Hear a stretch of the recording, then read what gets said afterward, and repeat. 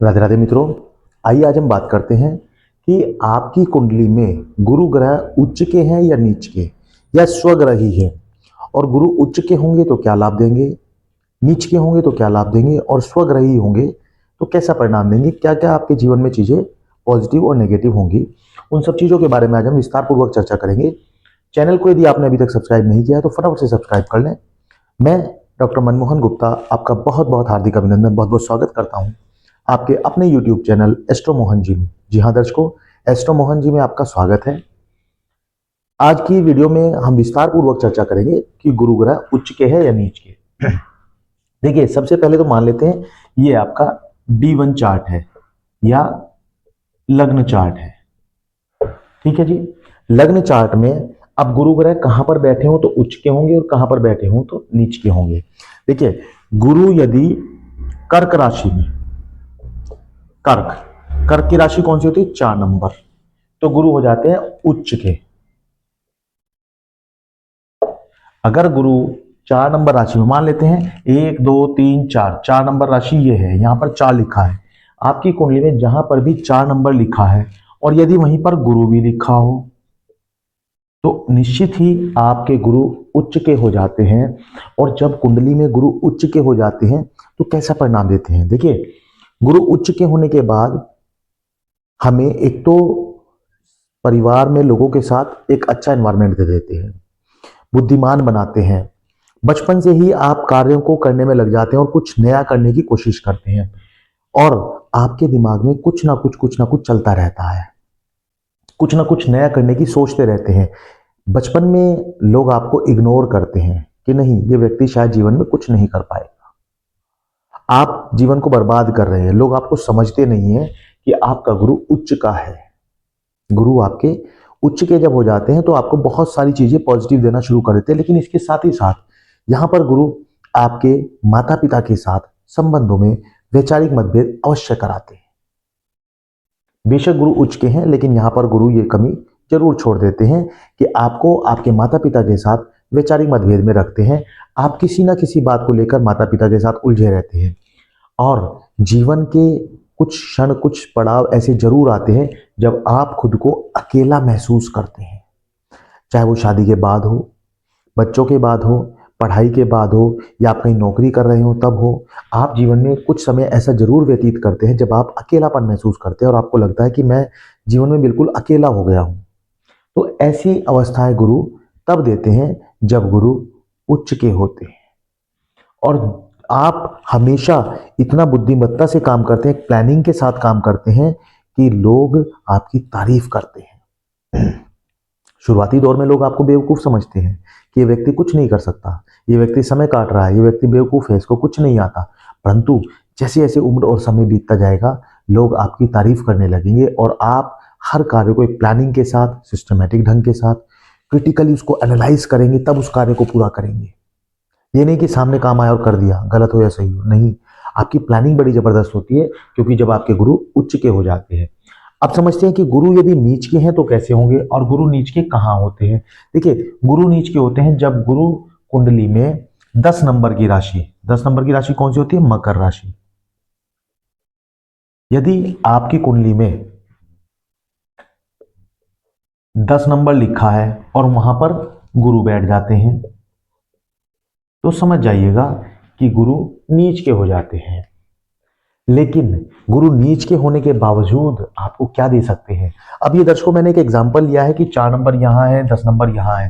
हो सकता है आपकी कर्क लगन हो और लगन में गुरु बैठे हो तो गुरु 10 यहाँ पे 10 नंबर यहाँ पे आ जाएगा। अलग अलग कुंडली में अलग अलग लगन हो सकता है। हम केवल यहाँ पर नंबर की बात करें कि आपकी कुंडली में जहां पर भी 4 नंबर लिखा है, यदि वहां पर गुरु है, या आपकी कुंडली में कहीं पर भी 10 नंबर लिखा है, वहां पर गुरु है, तो 10 नंबर में गुरु क्या हो जाते हैं, नीच के हो जाते हैं।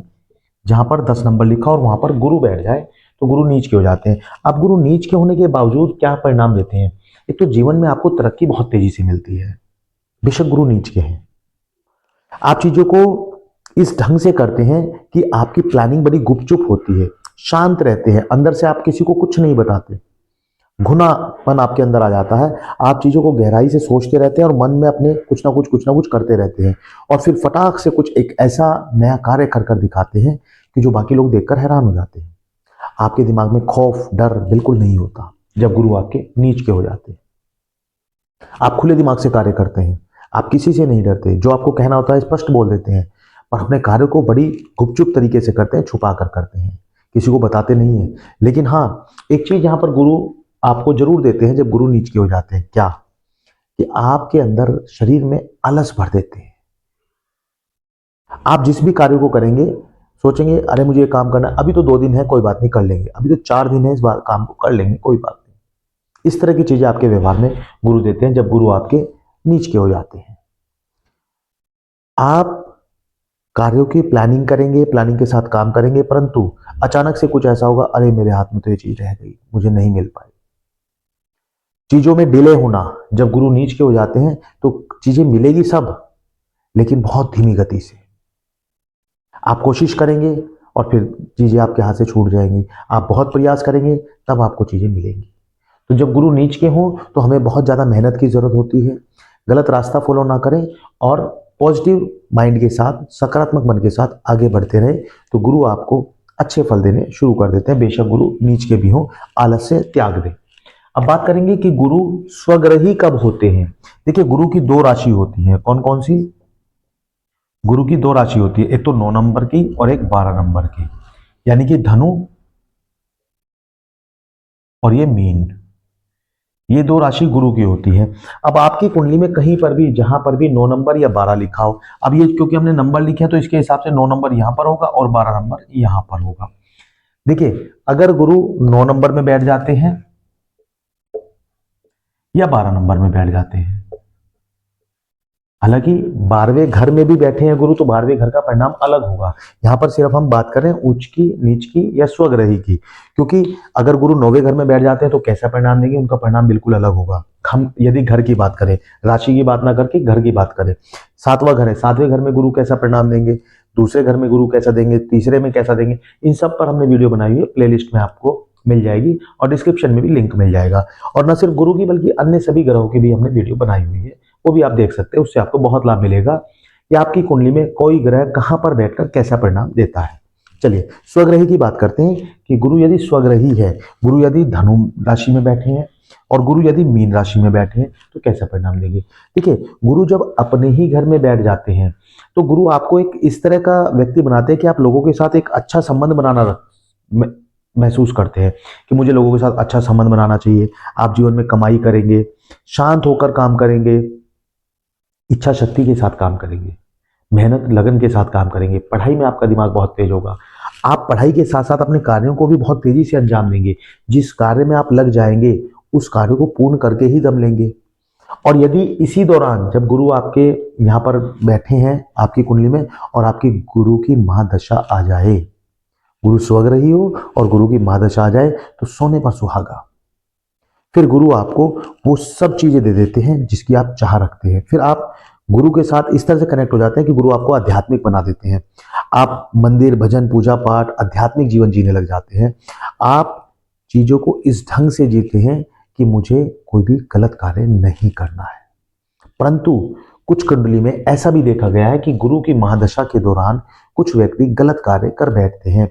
वो चाहे नशे का सेवन हो, नशा करना हो, या मांस मदिरा आदि का सेवन हो, वो कर बैठते हैं, या कोई ऐसे कार्य जो कि इलीगल कार्य होते हैं वो कर बैठते हैं।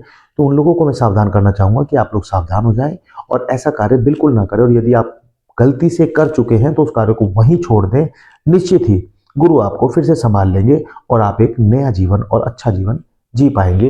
क्योंकि कहने के लिए तो गुरु आध्यात्मिक होते हैं, परंतु गुरु की महादशा में जो नेगेटिव चीजें हैं वो आपको फिर भी खींचती रहती हैं और आप गलत रास्ता भी पकड़ लेते हैं। तो ऐसी स्थिति से बचे मित्रों, और ऐसा कार्य करें जो समाज के लिए, आपके लिए, सभी के लिए हितकारी हो। तो ऐसा करने पर गुरु आपको अच्छा परिणाम देते हैं। तो ये आज हमने आपको बताया कि गुरु उच्च के कब होते हैं। यदि गुरु 4 नंबर की राशि में बैठ जाए, कुंडली में कहीं भी 4 नंबर लिखा हो वहां गुरु बैठ जाए। यदि 10 नंबर में बैठ जाए तो गुरु नीच के हो जाते हैं।